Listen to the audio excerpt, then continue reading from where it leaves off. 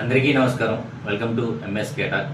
స్వర్గీయ శ్రీ వంగవీటి మోహన్ రంగా గారు, బెజవాడ బెబ్బులి అలియాస్ పేదలపల్లి పెన్నిది, ఆంధ్రా టైగర్, మీరు ఏ పేరుతో పిలుచుకున్నా కానీ ఆయన స్థాయి, అలాగే ఆయన గుర్తింపు తెలియని వ్యక్తి అంటూ లేదు, అలాగే ఆయన తెలియని కుటుంబం అంటూ లేదు.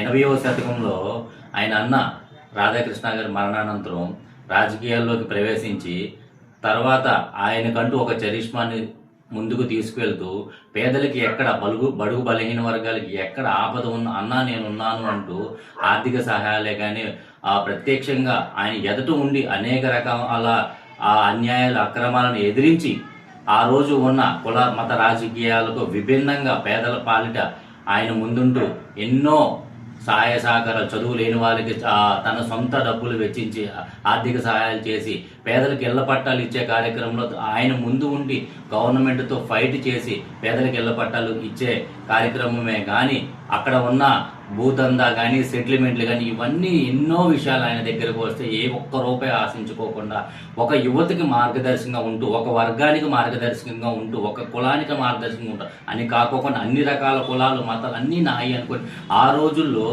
కృష్ణా నది తీరాన కాపు మహానాడు అని పెడితే కొన్ని వేల మంది ఇసుక వేస్తే ఒక కాపులకు సంబంధించి అన్ని కాకోకుండా అన్ని రకాల కులాలు ఆయన ఆరాధించే దేవుడిగా భావిస్తూ ఆ రోజు అక్కడికి వచ్చేసి రాష్ట్ర చరిత్రలోనే అదొక మహనీయంగా ఆయన తీసుకొచ్చాడనమాట. ఈ రోజు పేదలపల్లి పెన్నిదిగా కానీ అన్ని ఒక కాపు వర్గానికి సంబంధించిన వ్యక్తి కాకోకుండా అన్ని రకాల కులాలకు సంబంధించిన వ్యక్తిగా ఆయన మనసులో ఉండటం అనేది ఒక మన గుర్తించుకోవాల్సిన విషయం. అలాంటి వ్యక్తి ఈ రోజు మన మధ్య కొన్ని అవాంఛిత కారణాల వలన అతను చంపేసినా కానీ చంపడానికి గల కారణం పైన ఉన్న దుర్గమ్మ తల్లికి, కింద చంపించిన వ్యక్తులకి తెలుసు, మిగతా ఎవరికి తెలిసినా తెలియపోయినా వీళ్ళిద్దరికి మాత్రం ఖచ్చితంగా తెలుస్తుంది. అలాంటి వ్యక్తి ఈ మధ్య మనం లేకపోయినా ఇన్ని రకాల విగ్రహాలు, ఇన్ని వేల విగ్రహాలు ఇప్పటికీ 30 సంవత్సరాలు అప్పట్లో ఆయన చనిపోయినా కానీ అప్పట్లోనే 100 కోట్లకి పైగా ఆస్తి నష్టం జరిగింది. 40 రోజులకు పైగా కర్ఫ్యూ విధించారు.